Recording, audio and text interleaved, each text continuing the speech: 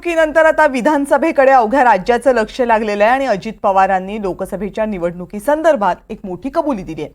सुप्रिया सुळे यांच्या विरोधात बारामती लोकसभा मतदारसंघामधून सुनेत्रा पवार म्हणजे आपल्या पत्नीला निवडणुकीला उभं करणं ही चूक होती, ही कबुली अजित पवारांनी दिली आहे। अजित पवार यांच्या विधानाचे अनेक अर्थ निघतात।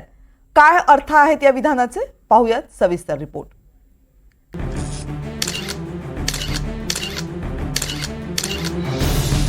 रक्षाबंधन जसजसं जवळ येतंय तसं अजित पवारांनाही लाडक्या बहिणीची आठवण यायला लागली आहे असंच दिसतंय।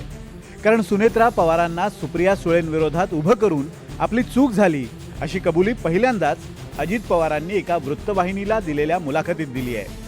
अजित पवार म्हणाले, राजकारणाच्या ठिकाणी बहिणी माझ्या सगळ्या लाडक्या आहेत। अनेक घरांमध्ये राजकारण चालतं, पण राजकारण हे फार घरात शिरू द्यायचं नसतं। माझ्याकडून थोडीशी चूक झाली। त्या काळामध्ये मी माझ्या बहिणीच्या विरोधात सुनेत्राला उभं करायला नको होतं। त्यावेळेस केलं गेलं, कारण पार्लमेंटरी बोर्डानेच तो निर्णय घेतला होता। परंतु आता जे झालं ते झालं। बाण सुटल्यावर आपण काहीही करू शकत नाही। पण आज माझं मन मला सांगतंय की तसं नको व्हायला होतं।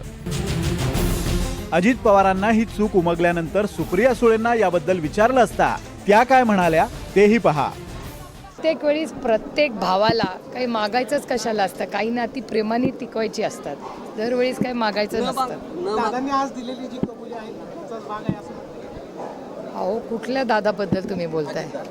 अच्छा, अजित पवारांबद्दल बोलताय। ठीक आहे, मी तर स्वतः काही ऐकलेलंच नाही आहे, त्याच्यामुळे मी कसं याच्यावर उत्तर देणार? रामकृष्ण हरी। तर अजित पवारांच्या या विधानावर महायुतीच्या इतर दोन भिडूंनी मात्र सावध प्रतिक्रिया दिली आहे। मला वाटतं या सगळ्या गोष्टी आफ्टर थॉट आहेत।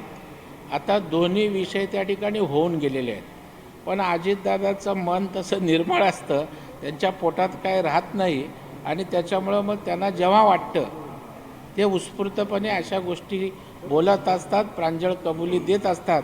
हा त्यांच्या स्वभावाचा भाग आहे। राजकारणामध्ये थोडं बहुत चुक्या होत असतात। अजितदादाला उभं त्या सुप्रिया सुळेच्या विरोधात उभं करायचं का नाही करायचं हा त्यांचा वैयक्तिक निर्णय होता आणि म्हणून त्याच्याबद्दल जर त्यांनी आज चुकी कबुली केली असेल किंवा चूक वाटत असेल तर हा त्यांच्या मनाचा मोठेपणा आहे। अजित पवारांच्या या विधानाचे अर्थ शोधण्याआधी थोडं इतिहासात डोकवायला हवं। पवारांचं घरचं मैदान असलेल्या बारामतीत सुप्रिया सुळे विरुद्ध सुनेत्रा पवार असा सामना झाला।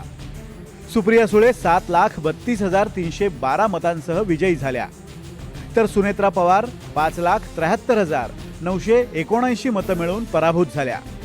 याच निवडणुकीत बारामतीची सून विरुद्ध बारामतीची मुलगी असा प्रचार झाला। सगळ्या पवार कुटुंबियांनी अजित पवारांविरोधात प्रचार केला। अगदी अजित पवारांचे सख्खे भाऊ श्रीनिवास पवारही दादांच्या विरोधात होते। मी एकटा पडलोय अशी भावनिक साधही अजित पवारांनी त्यावेळी घातली होती। मतदानाच्या दिवशी सुप्रिया सुळे अजित पवारांच्या घरी काकींचा आशीर्वाद घेण्यासाठी गेल्या होत्या, तर अजित पवार त्यांच्या आईला घेऊन मतदानासाठी पोहोचले होते। बारामतीची ही अख्खी निवडणूक नात्यांमधल्याच लढाईची झाली आणि आता दादा म्हणतायत राजकारण हे फार घरात शिरू द्यायचं नसतं। भूतकाळाचं सोडून द्या, झालं गेलं गंगेला मिळालं, पण आता भविष्याचं काय? बारामतीत अजित पवार विरुद्ध त्यांचा सख्खा पुतण्या युगेंद्र पवार अशी लढत होण्याची चर्चा आहे। यावेळी अजित पवार नेमकी काय भूमिका घेणार?